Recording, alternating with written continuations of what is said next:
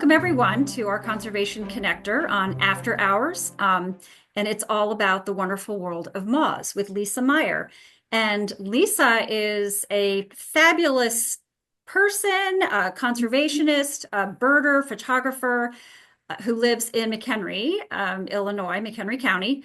And Lisa is with the Land Conservancy of McHenry County. She's also president of the McHenry County Audubon Society and sits on the board of the Illinois Audubon Society and takes people on bird walks and hikes and is going to talk to us about moths and help us learn more about this wonderful pollinator and more about this special week that it is and why we picked this date. We're very, very timely with this program. And before we get started, I just wanted to announce that August 27th will be our next Conservation Connector after this one, and that's on Dark Skies, 2 p.m. And then we have one about working with your community foundation, and that's going to be in November. So more on that later. So thank you very much. And I am going to go off camera and hand it over to Lisa. Hi, everyone. Hopefully everybody can see and hear me okay. And hopefully my internet doesn't come out, knock on wood. Thank you for joining, and thank you so much for your interest in moths. It is National Moth Week, if you didn't know. It started on Saturday. So we are getting into the middle of it now, and it's pretty cool that this one pollinator has its own week all to itself, while the other pollinators have to share. So I'm going to actually turn off my video so to not tax my internet anymore. And besides, you guys want to see the pretty moth pictures anyway. All right. So thank you, Cindy, for that introduction. I'm not going to talk anymore about myself. We're going to get right into it. We're going to talk about the introduction to the wonderful world of moths. I'm assuming most people here are novices like me in moths and are interested, though, in moths and kind of getting to know them in their world. So we're going to talk about what makes a moth, and we're going to get into sort of where you can find moths, how you can find them, and how to support them and why they're important. So we're going to get into all that. And if you have any questions, just either put them in the chat or save them till the end, preferably. That way we can just keep on rolling. And I'll try not to babble on too much. Oh, come on, there we go. So as Cindy mentioned, and I'm not going to talk about myself too much, but I am president of McHenry County Audubon, and I do work for the Land Conservancy of McHenry County, both awesome organizations. So if you haven't checked either of us out or Illinois Audubon, which McHenry County Audubon is a chapter of, please do. We have a lot of cool stuff going on, and we'd love to see you out there with us. All right, so let's just get right into it. And the first point I kind of want to drive home with everyone is that there are a lot and lots of moths out there. Tons of moths, way more than butterflies, right? Butterflies get a lot of the attention. They're very charismatic. Everybody knows monarchs. They've heard of Carner blues, the endangered butterflies, the rare butterflies. And we love butterflies, right? People love butterflies. They're culturally important. Um, their symbols they've been used as symbols throughout our history, as long as we've known them. So they're important to us. And moths are actually just as important, also culturally important, also have been utilized throughout human history. So, and there's a lot of them. So just these are some numbers. I'm not going to go through all of them because I know you guys can read. But just to give you an idea, just in North America alone, there's 11,000 to 12,000 moths versus almost 800 butterflies, which is a huge difference. That's a huge number. Just in Illinois alone, there's almost 2,000 moth species versus only 150 butterflies. So there's a big ratio of moths, way more moths than there are butterflies. And moths are a lot older than butterflies. They're about 150 million years older than butterflies. And butterflies evolved from moths around the time that flowering plants evolved and appeared on the planet. So that's why we have a lot more moths. Moths were originally, and there still are or there still are some today, and even a couple butterflies that are carnivoristic. So the larvae are still to this day of a few of them. And again, just another illustration of how much more moths there are than butterflies. Here's the Lepidoptera family tree, which is the butterflies and moths. And that little red square here, hopefully you can see my cursor, um, or it's a rectangle, I should say. That's the butterflies. The rest of them are the families of moths. So again, lots and lots of moths. All right, so what is a moth? And we're not going to get into the technicalities of it. We're going to keep this in layman's terms as much as possible. And if you were to look up on the internet, go to the Google and hit what is a moth or a moth versus a butterfly, you'll probably get a pictogram or a meme or something like this, right? That shows you a moth versus a butterfly, and we'll go through like, active at night versus during the day, dull colors versus bright colors, wings at rest, those sort of things. Now, this unfortunately causes some confusion then, right? Because if you try to oversimplify what a butterfly and a moth is, you're going to get in the weeds if you just go by this. Um, and the truth is, it is complicated. And again, that's because butterflies evolved from moths. So they are very genetically similar. They look very similar. This particular moth here is called the butterfly moth or the screwworm. And this one looks like a butterfly, but it is actually a moth. So that's where it can be very complicated to tell them apart. So we're going to, because we are very visual creatures, we're going to sort of pick those things apart one by one so we can figure out what is a moth and what is a butterfly. So let's look at the first thing. Active at night, nocturnal. And while it is true that most moths and a large majority of moths are active at night, there are many that are active during the day or that are crepuscular, which is active during dawn or dusk. There's a lot of animals that are active during dawn and dusk, moths included. So, day or night, there are moths in flight. And most of the pictures that you're going to see throughout this program are pictures taken by me, a couple by my friends, but most of them are seen during the day, not at night. So you can go out and find plenty of moths during the day. And here are just a few examples that you may see quite often, especially on flowering plants. And right now is a good time to kind of see the day flying moths. The three blacks, as I call them, are three very common moths you can see right now. The Virginia tenuta, the yellow-collared skate moth, and one of my favorite names, the grape leaf skeletonizer. Um, Many moths have awesome names, if you haven't noticed. Awesome common names, I should say. But these are three that you can see very commonly during the day. The hawk moths are very popular. People love to see these in their flower gardens, right? Who doesn't love a hummingbird or snowberry clearwing? I saw both of these the other day, just outside of work. They love Monarda, as you can see in this picture here on the left, this hummingbird clearwing. But they love a lot of flowering plants, so you can often see them during the day in big bunches of flowers or prairies and stuff like that, your garden, and they're mimicking hummingbirds. So they kind of fly like a hummingbird. They have those nice clear wings that move really fast. But that's a cool one to see during the day. And these are the most common ones, but there are a few more around here that you could see, like the Nexus Sphinx and maybe a white line Sphinx, maybe if you're a little further south. Just a few more examples of some different guys you can see during the day. Some of these borers, like the squash vine borer and raspberry crown borer that looks like a big wasp, is actually a moth. Probably not one you want to see if you have squash or some type of raspberry or ribes species around your yard because a lot of moth caterpillars especially can be considered pests. Like the loopers have some pest like that affect crops. Their caterpillars will feed on crops and cause some destruction, unfortunately. So they get in a little trouble. And then, of course, there's caterpillars, which you can find during the day.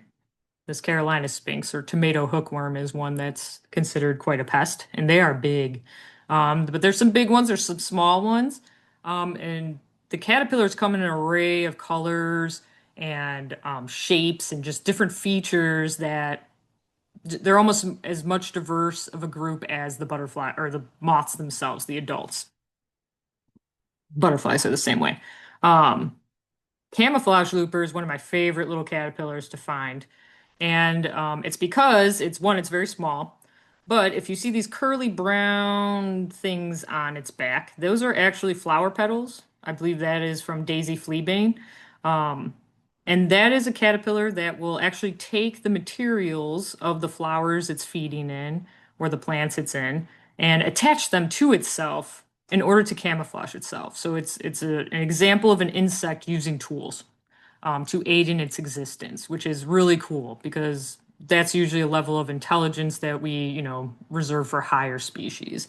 Higher, quote unquote. I don't think humans really understand intelligence quite as well as we think we do. But that's always a cool example of just an intelligent insect, an example of an intelligent insect. And of course, there's fuzzy caterpillars. These were all kind of smooth caterpillars.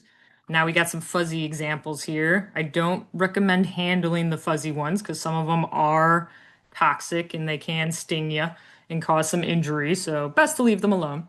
But these are other ones you can find during the day. Pretty soon we'll start seeing the woolly bears, which is one of my favorites here. These orange and black guys.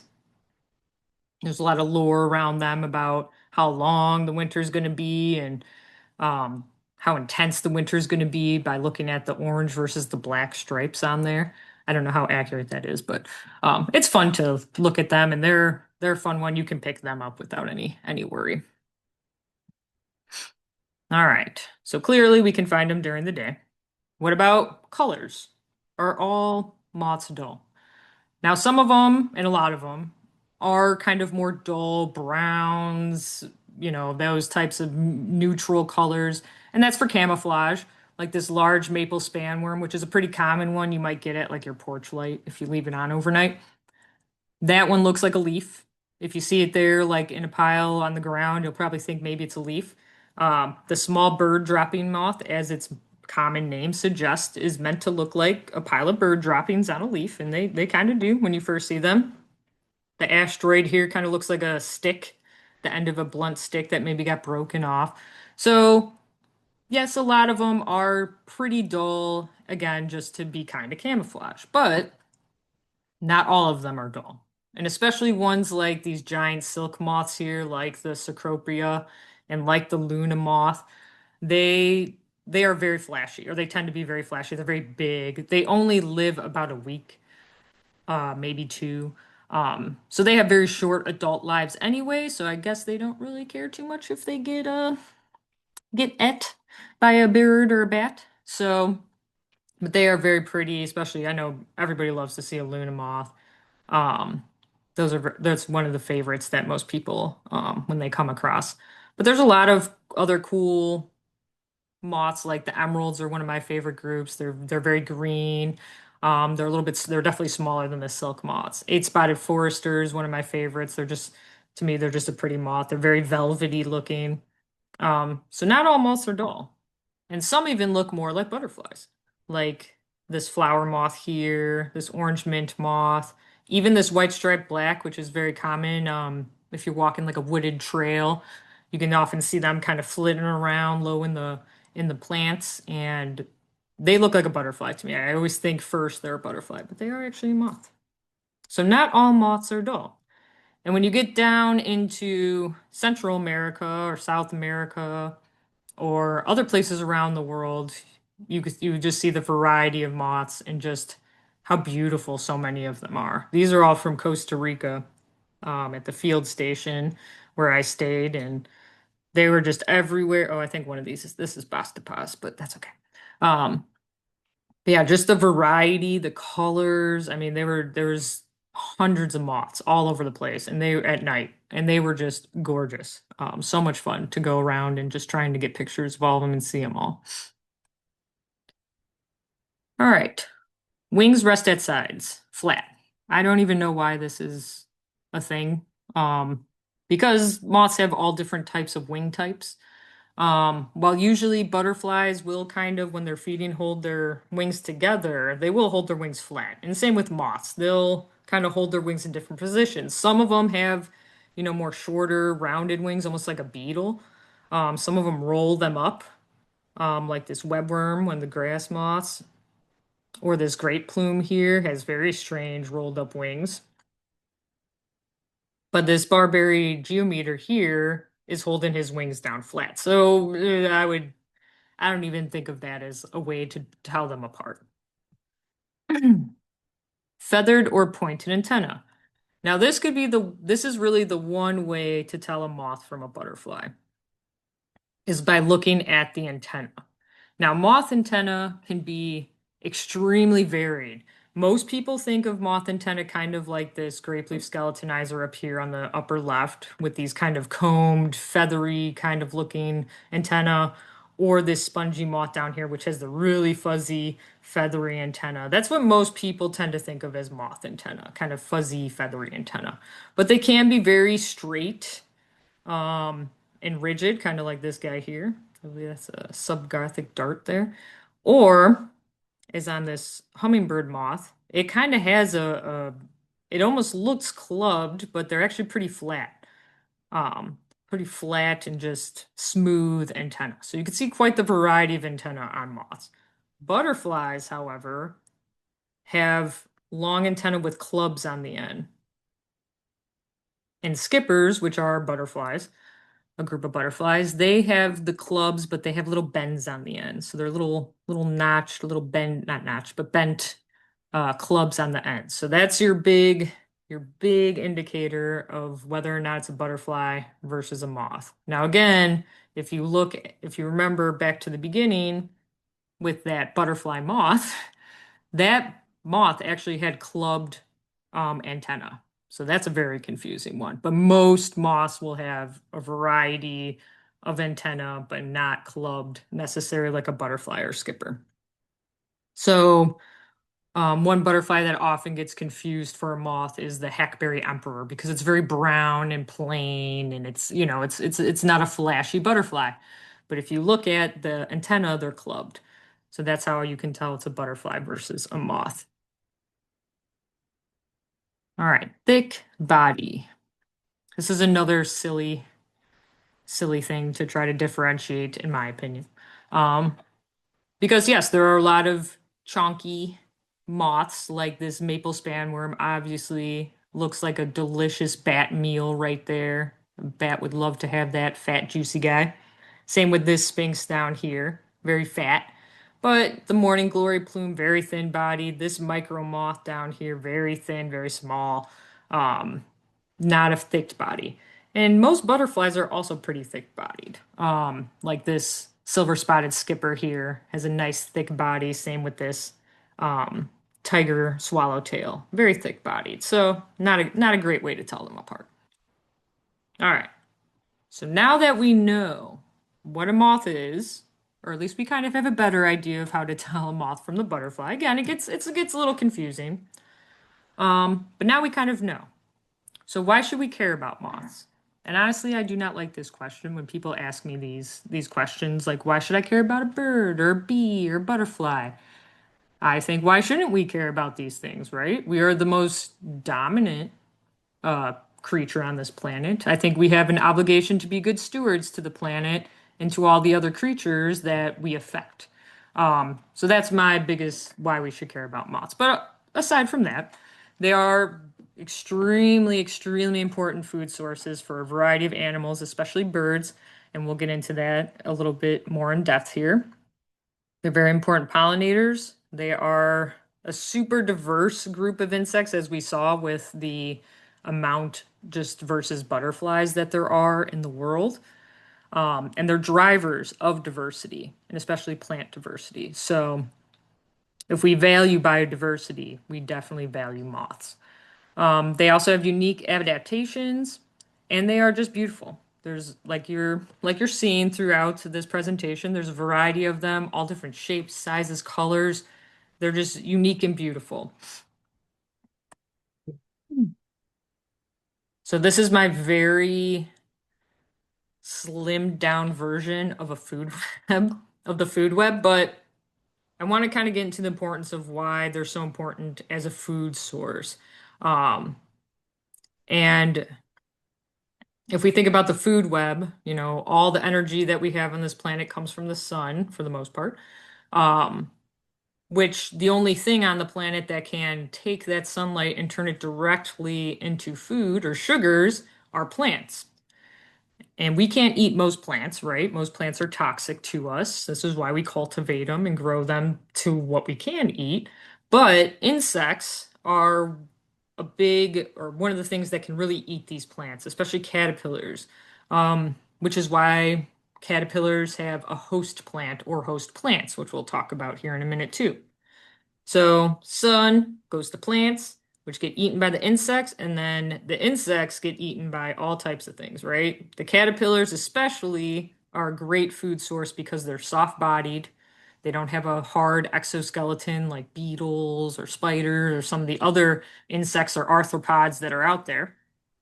Um, and they're abundant. There's a lot of them. They're packed with protein. They're little protein bags, basically. So that's why they're super popular with birds, as we're going to see. Um, so then, the caterpillar becomes the butterfly, which then pollinates the plant. So you got that nice circle right there, that nice relationship that keeps the circle of life going. All right, so host plants. Why is it important um, to think about host plants and the plants that these caterpillars need? And that's because like our native plants, like an oak tree, can host over 500 species of moth caterpillars. So those caterpillars can feed on those oaks. Um, but something like a burning bush here, that hosts maybe less than 15 species. And those are probably generalist species that can pretty much eat anything. So this is why if you're in these circles or come to presentations about, nature and animal preservation and stuff like that, you'll hear a lot about native plants, and that's why. So when we're talking about Lepidoptera and birds, there was a great study done by Ashley Kennedy at Ohio State University where she looked at lots and lots of photographs of birds feeding their young or carrying food during the breeding season, um, to get an idea of what birds were feeding their chicks. And if you look at this chart that analyzes that data, all the orange are caterpillars. So that's a huge chunk of this chart of birds that feed their young, a majority of caterpillars. So let's just quickly kind of go through it. Woodpeckers, 41%, which is quite a bit. Next would be beetles. Cuckoos, 60% caterpillars that they're feeding their young. The next is grasshoppers for them. Flycatchers, 33%. And as their names suggest, they're probably getting some more dragonflies, grasshoppers, other, flying insects, so to speak. Shrikes, 15%. Vireos, 67% for vireos. Feed their chicks caterpillars. That's a huge amount. Oops. Ooh, there we go. Crows, 41%. Not really something you would think of crows, necessarily feeding their chicks caterpillars or insects in general, but they do. Swallows, 22%, which most of theirs are going to be flying insects like dragonflies, another big chunk, but still, 22% is a big chunk. Chickadees, 75%. Huge amount. And chickadees in particular have been studied quite a bit, and there's been a few studies done where not only do they visit more native plants in an area, but they need like 2,000 to 3,000 caterpillars just to raise a brood of 5 or 6 chicks. So chickadees are heavily relying on caterpillar food for their young. Wrens, 37%. Wrens love spiders, so that's a big chunk of theirs. Gnatcatchers, 46%, which is pretty high considering they also like spiders and some of the gnatcatchers, as their name suggests, little flies and stuff. Kinglets, 25%. Thrushes, which are your robins, your bluebirds, 47%. Mimids, which are your catbirds and thrashers, 36%. Starlings, 45%. Warblers, 53%. Another majority are feeding caterpillars. And a lot of warblers will actually time not only migration for when caterpillars are emerging, but they try to get here in the nesting season where there's abundance of caterpillars, especially the Bruce spudworms, which is why they nest up in the boreal. A lot of them nest in the boreal forest where those are abundant. Sparrows, 65%. Another huge majority caterpillars they're feeding their young. I can't read that. What am I looking at? Oh, cardinals, 54%. Orioles, 39%, and even hummingbirds, which, yes, do eat some insects and do feed their young some insects, 4% caterpillars. Most of it's going to be flies, though. But still, even little hummingbirds eat some caterpillars. Oop, come on. Nope, wrong way. All right. So we now kind of understand what a moth is, how to tell the difference between moths and butterflies. We know why we should care about moths. So now, how do we kind of find moths? Or go mothing, as we call it in the biz. Just kidding, just as us enthusiasts call it. So the nice thing about moths is you can, we said, we discussed, we can find them during the day, we can find them at night, dawn and dusk, but you can find them almost any time of year. If temperatures are above freezing, there will be some stirring of caterpillars. I think my first caterpillar this year was in February, late February. And then the first moths I were seeing were in March, I believe, sometime. So you can see them quite early, or earlier than most other insects you're going to see, or arthropods that you're going to see. And you can look for them virtually anywhere. Gardens, morning trails, fields. You can put on a porch light, and things will come into your porch light. So you can really kind of look for moths kind of anywhere. Especially wooded areas are the best. Or somewhere where there's trees and shrubs because that's their most host plant. Um, but if you're specifically, trying to, find a lot of species or get an idea of like how many species or do some monitoring type activities, you could set up a light sheet or a moth cloth where you just hang a sheet and have, bright light or a UV light or both set up against that sheet to attract them. And you want to be in a dark area to do that, um, just to so the moths see it and then are attracted to that one light. If you have a lot of light pollution going on, it's not going to work as well. You could also put out sugar bait, which is usually a combination of like fruit and sugar. Usually add a little splash of beer to it, and that attracts moths too. And it especially attracts the moths that are not attracted to the light. And there are some moths that do not like light, and but they will come into the sugar bait. Um, you can also look for caterpillars, specifically, usually during like dawn or at dusk. I'm sorry, not at dawn, at dusk. And they'll be on the leaves of certain trees. You could do something called sheet beating, which is where you set up a sheet or something to kind of catch the caterpillars underneath a shrub. And you got to wait till, late evening when they really start to come out. And then you whack the branch of a tree or shrub and knock them down into the sheet where you can then look at them and figure out what they are. So those are some options if you want to go out. But just looking around, too, while you're out hiking, you might find one roosting during the day against the bark of a tree or on some leaves or down in the leaf litter or crawling around. So, just keep your eyes open. You'll probably find some. So now, how can you attract and support moths in your yard and beyond? And no yard is too small.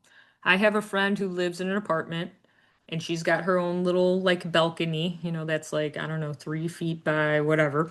Small little balcony, but she has planters and I give her some native plants from my garden. I dig them up. She puts them in her planters, and at the end of the season, she gives them back to me, and I replant them in the yard, and we do this little cycle.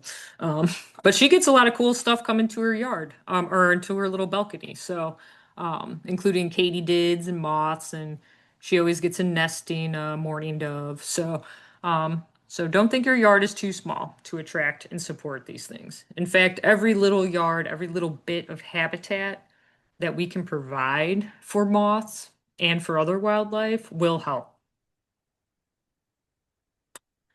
So, big number one is plant natives. As we discussed, native plants are the host plants for these caterpillars. Some caterpillars can only consume one type of plant. Um, to use a very famous butterfly as an example, monarchs and milkweed, right? Adult monarchs can feed on a variety of flowers, but their caterpillars can only feed on milkweed plants. So without milkweed plants, there would be no monarchs. So when it comes to moths, trees and shrubs especially are they're the big hitters for their host plants. There are, grasses and other things that are host for a variety of moths, but the native trees and shrubs are really the big hitters. So if you can, plant a native tree or shrub or lots of them if you have lots of room. But even small yards, there's, a tree or especially a small shrub that could fit there. Plant a variety of flowers, grass species with different bloom times, again, to support them feeding on nectar. And also, like I said, there are flowers and grass species that also are hosts. Um, Try to remove invasive species when possible and reduce lawn, which is a, ecological wasteland that provides nothing for most species, and replace it with native gardens or gardens of some type would be better than just lawn. All right, so we plant natives, right? But I think there's some mistakes that a lot of us make, especially as beginners, um, that are kind of remnants from the traditional, archaic, Eurocentric style of gardening, right? Um, so we want to allow caterpillars to complete development. We don't want to just supply the host and then kind of mess things up for them after that. So, besides reducing lawn, which is again ecological wasteland, try to avoid mulch, especially under trees and shrubs. Why? Because mulch, besides being pretty useless as what it's intended to do, um, especially if you add lots of layers or big piles of mulch, that can make it harder for caterpillars and other things to get down to the ground, which is usually where they're hiding. Some go underground, some stay in the leaf litter, but if all they have is, wood chips, it's not the best habitat for them to thrive in, and a lot of them will die. So you might plant a beautiful oak tree, but if all you have underneath it is lawn or mulch, you have nowhere for those caterpillars to go once they hatch off the leaves or once the leaves fall and then they hatch out of there to then complete their development. So that's where the idea of a soft landing comes from. By planting native under trees and shrubs, especially, um, to allow for caterpillars to have not just the habitat, the host plant that they need, but the habitat that they need to complete their life cycle. Um, Allow plants to fill in a space. Um, Again, I think we have an idea of our head that, landscaping is supposed to be, plant here, mulch around it, or plant alone, another plant 3 feet away from it, another plant 3 feet away. But that's, not really how nature works. So let plants kind of fill in those spaces. You don't want to have too many just bare open spaces. Not necessarily on the ground per se, but just in the sort of cover um, of your garden. And the one I think that's the hardest for a lot of us is avoid or do as little yard cleanup as possible. And I'm going to get a little bit more into that. So, number one, leave the leaves. Leave the leaves alone. Don't burn them. Don't compost them. If you can't leave them where they are, try to move them into, I move them into my garden beds. So they're off the lawn sections of my yard. Um, but the leaves are important for tons of reasons.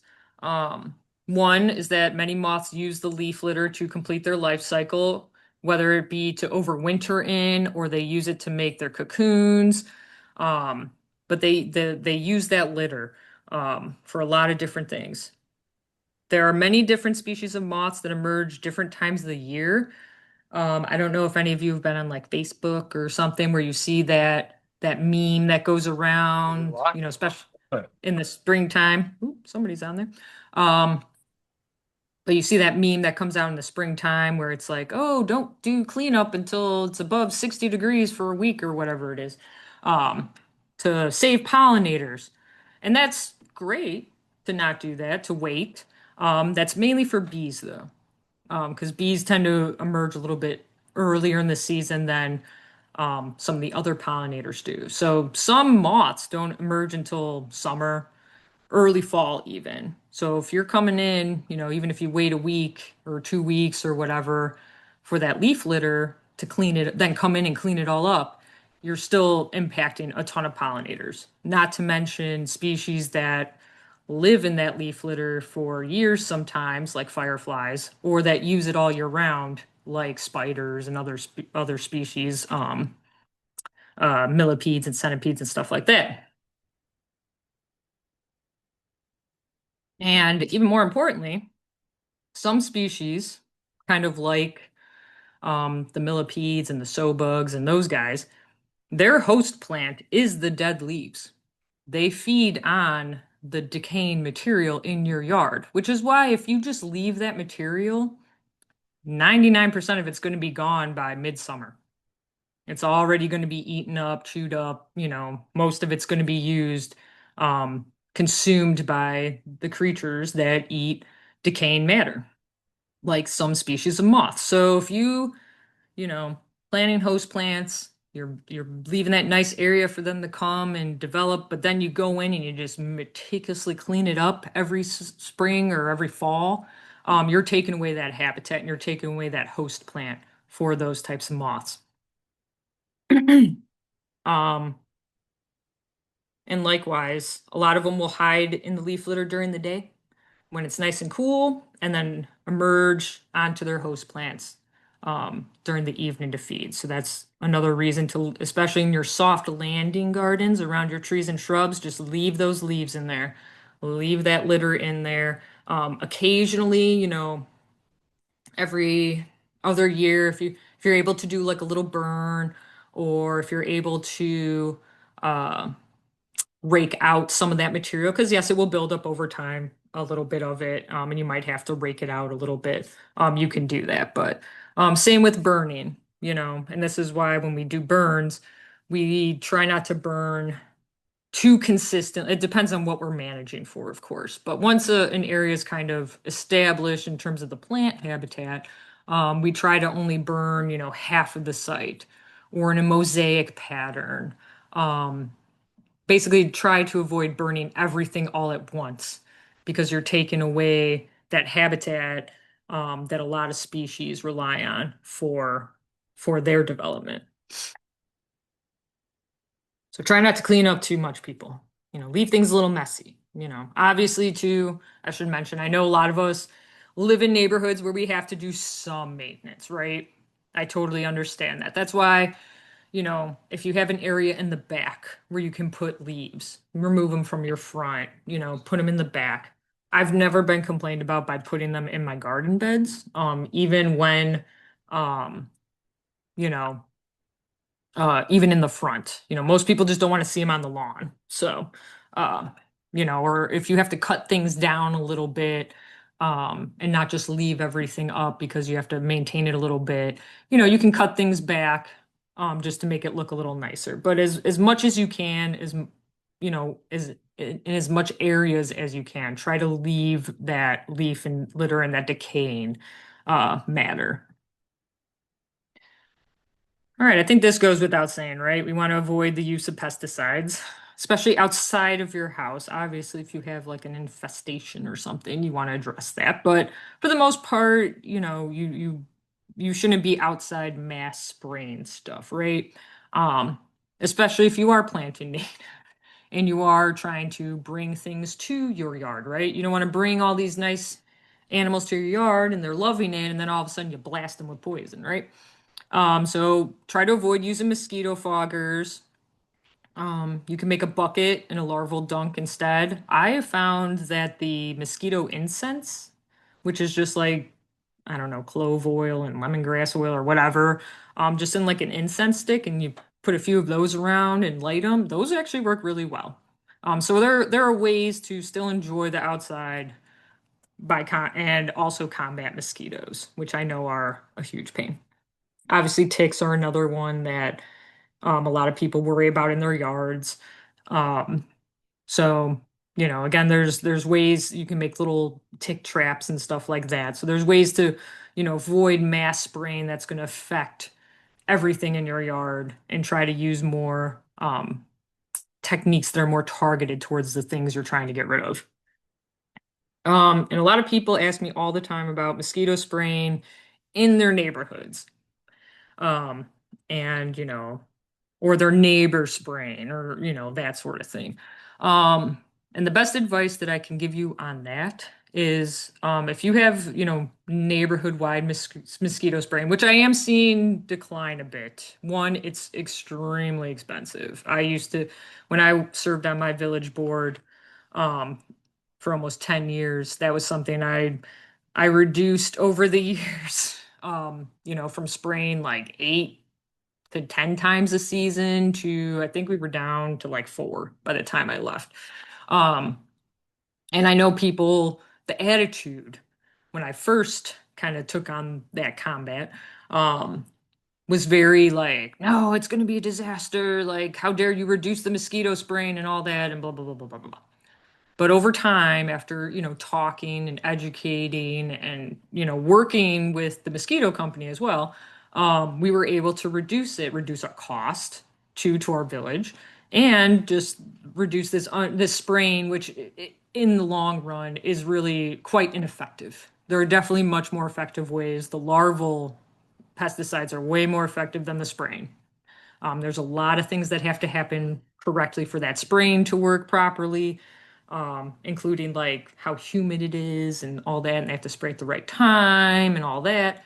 So it's just, and a lot of times they're on a schedule to get all these neighborhoods, so they're not necessarily hitting those points that would make it most effective. So there's a lot of problems with mosquito spraying. So I am seeing it kind of come down. Um, as a popular thing that I used to see everywhere all the time that I'm seeing less and less of, which is great. So, you, as someone in that village, if you're seeing that and you think it should, it's way too much or unnecessary or whatever, go to your village meetings or your township meetings and make a public comment.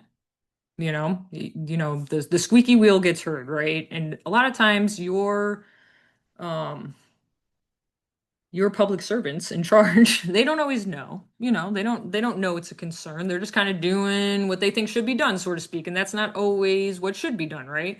So if you go and make yourself heard, that will demand some action from them, right? So I strongly advise you, if you see this still in your neighborhood a lot, to advocate to reduce, if not stop it. And the monetary route is a good route because it is insanely expensive.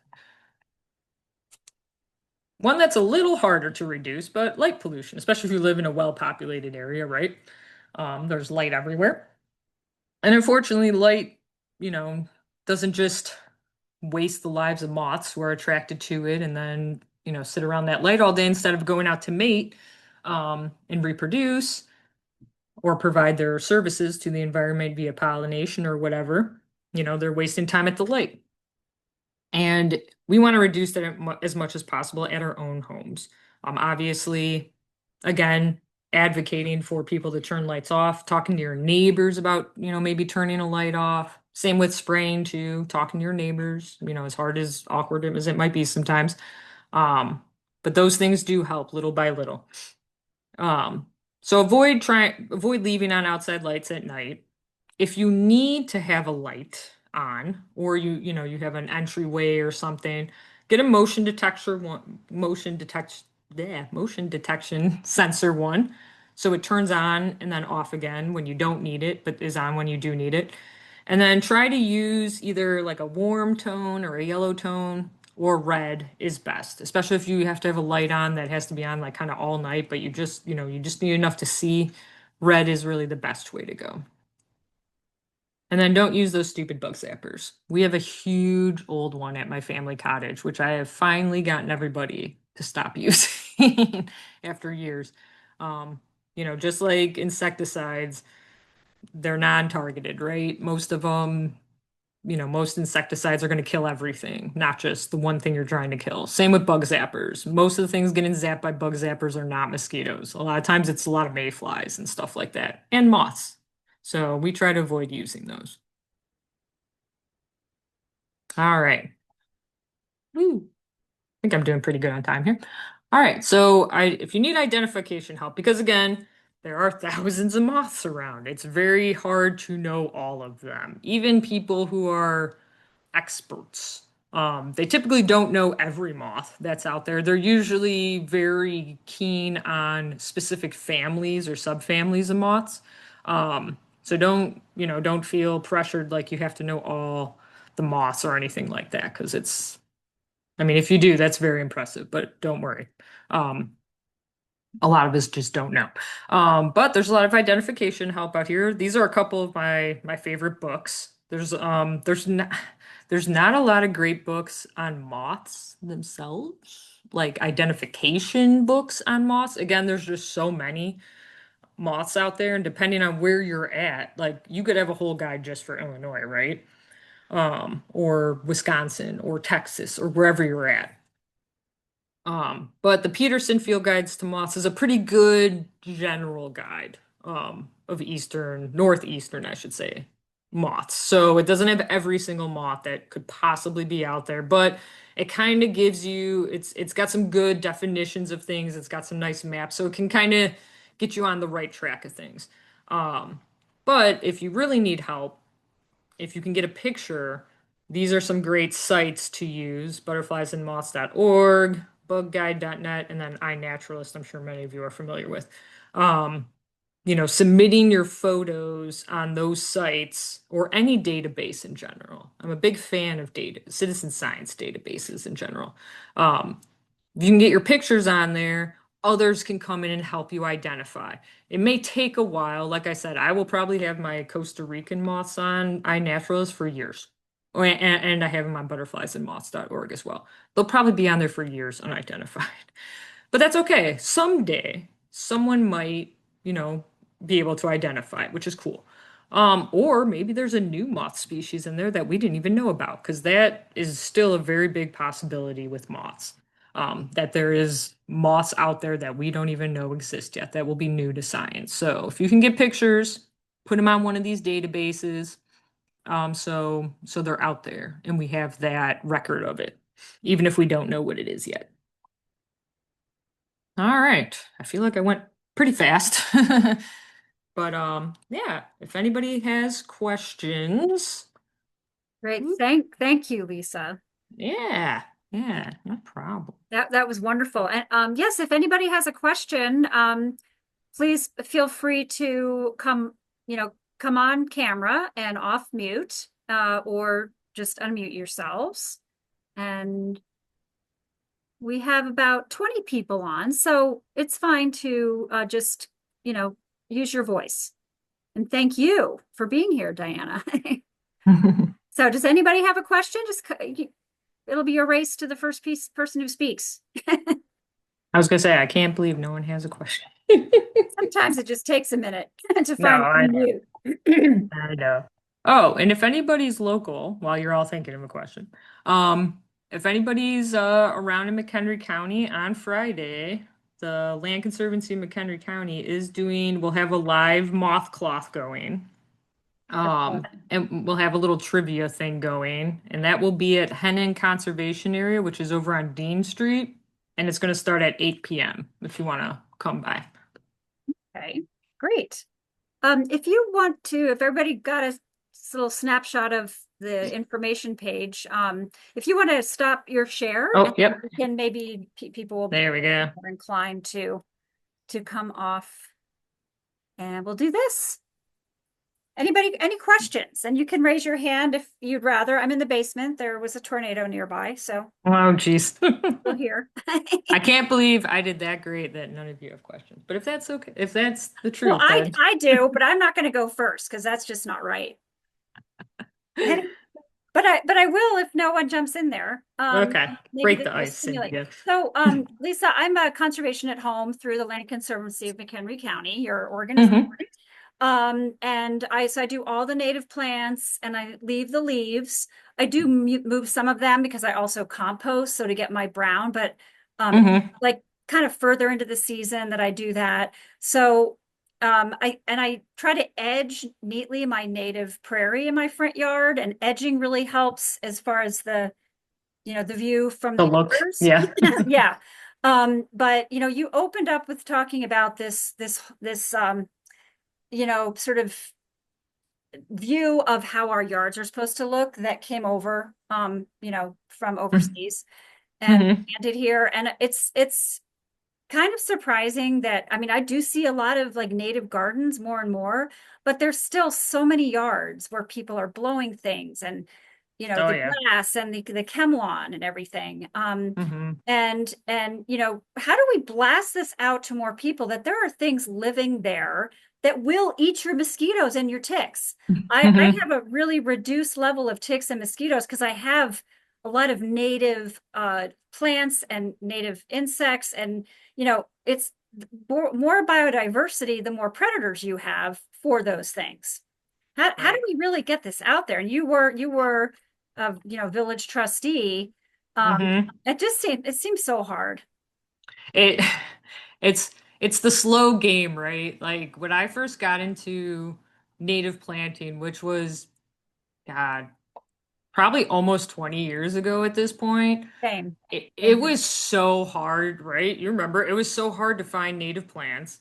It was definitely not what it's become. So that gives me hope that even though it's slow, and I wish it was a little, sometimes you want to scream at your neighbor like, "Oh my God, you're bagging your leaves or you're burning them and throwing them out, and then you're turning around and buying mulch and dirt, in the spring. Like Yeah. you do realize what a waste of money that is, and Yeah. the leaves turn into dirt. Like that's how the, That's forest recycles natural itself. process. Yeah. Yeah. So I really think one of the biggest things that, and again, I know for a lot of people, it's awkward and they don't, they expect a confrontation per se. And sometimes it is a confrontation, but talk to your neighbors, be that example, go to your village meetings, advocate for these things, go to, your local monarch day, go to, watch these presentations, share them with people, just that little bit of talking to people. Like I'll give you guys an example. My boyfriend, totally not a nature guy, very much a homebody, wants to stay inside and play games. All right. But It's even okay. just, yeah, right. And it's fine. That is totally fine. But just being around me, and like he doesn't, do everything with me, but like the other day, I dragged him out to my bee survey, my bumblebee survey, which he was like very reluctant to do. But once we were out there, he was getting into it and he was running around, tromping through the prairie, being like, "Oh, there's one here, there's one here, here, get your camera, get your, so he was getting into it. So I think exposure, one, and however you got to bring it up to people. Like, again, like, and I don't want to pick on, like, let's say, the America First crowd. But you can use that, right?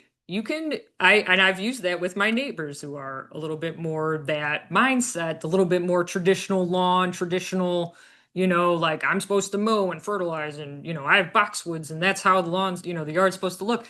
You can kind of turn it, and hit people where it's gonna make an impact to them. Like be like, like, hey, I thought you were America first. These aren't America first plants. These are European plants. These are Chinese plants. Like, don't you want American plants? And you can just hit people where they are. And I think that takes a little bit time, a little bit of, again, just talking to your neighbors. And I think, we have a great opportunity as gardeners, right? Because we've lost so much community, I feel like, and just neighborliness with the internet era, right? A lot of people more want to hide in our homes than go out and actually, talk to our neighbor next door. But I think if we start doing that again and start just, talking about these things, again, advocating for like, hey, like spraying for mosquitoes is not great for your dog, or something like that, just again trying to hit people on their level, Yeah. And I not think just go making that ahead. connection like between Hmm. moth and its conservation value, and then also what is that value for people for saving money, like you said. And a lot of times Right. that really and also just sort of changing our sense of what is beautiful. So, Yes. and I think that the patchwork that native gardens helps to create for our for biodiversity and pollinators is starting to really catch on. I mean, we Oh had a yeah. bill 5 years ago called the Right to Garden, which does not allow any town to, you know, come down on a house that uses native plants or even vegetables in their front yard. So Right. we are, legislation is a pathway to that as well. And I think Right. we are getting there. It's just Yes. yeah, It's a slow, but yeah, that's why I think the more people, the more examples that we have out there, of people having native gardens, showing that like, hey, this is okay, sort of thing. Like it's not gonna like reach out and yeah. grab you or something. Just being that example, talking to people, exposing people, to native gardens and the cool stuff you find there. Like, hey, like Well, neighbor or hey friend, yeah. there's a frog, come see this, Mhm. that sort of thing. I'm excited to think more about moths in my own native garden. So thank Hmm. you so much. We have a Absolutely. couple of minutes. Does anybody else, did that get any questions going for anybody?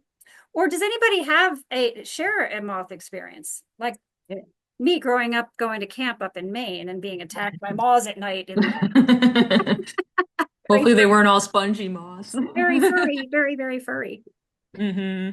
I have two questions that are one is related to the conversation that you were just having, and the other one is pretty unrelated. But I will start with the timing of talking about the gardens and city ordinances is really good for me because just yesterday I literally met with the city council of my town that I live in, and they are trying to find ways where they can better implement the ordinances to accommodate for native plants. But as you can imagine, they're not very used to them, and Hmm. it, they still are very afraid of people taking advantage of it. And like that's their main fear is like someone's going to claim it's a native garden, but just not take care of their yard. Um, Right. as me, someone personally who's very passionate about native plants, like I think that's an overblown concern, but that's just where they're at, and you Hmm. got to meet them. But like that said, there does technically need to be some sort of ordinance that they can implement. And like, there can be some really difficult things to figure out when it comes to native plants and native landscapes because it's not all black and white, right? But do Right. you have any like thoughts or suggestions on like maybe how they can still have some sort of rules that they can enforce while also like implementing or accommodating for these native Hmm. landscapes in a town garden? So I think, I mean, in terms of like implementing actual ordinances, I mean, I feel like, okay, I just got a violation notice in my town right now because I had weeds overgrown on the side of my house, which was true. That was not even part of my garden, so to speak. And it looked a mess. I just hadn't got back there, whatever. And I called the guy, the I don't know, whatever the ordinance guy, and I talked to him again, talking, and he totally, he's like, yeah, no, I got your neighbor for some, so I had to get you. He's like, the rest of your garden looks, great, which is true because the front of my garden has a little bit of landscaping. I think incorporating things like solid structures, like a split rail fence or just some stone work or something around the edge to make that, to be able to distinguish between the garden and everything else. Um, I think is important. How to actually implement that, I think it's gonna, a lot of ordinances around this stuff can be a little vague. So, like I was in violation of the weeds being over 12 inches rule or whatever it was. Which he said nothing about the rest of the plants that were in the, stoned off garden area that were well over 12 inches. But the ones that didn't have any sort of edge garden look to them and it just looked like the side of my house was a mess. that looked more, that was what he was talking Yeah. about. So I They're think they're pretty having good some at type of edge of identifying the structure. noxious weeds because I'll get the same Yes. thing. Like 7 foot high Joe Pye weeds, fine, it's in my garden and it is 7 feet.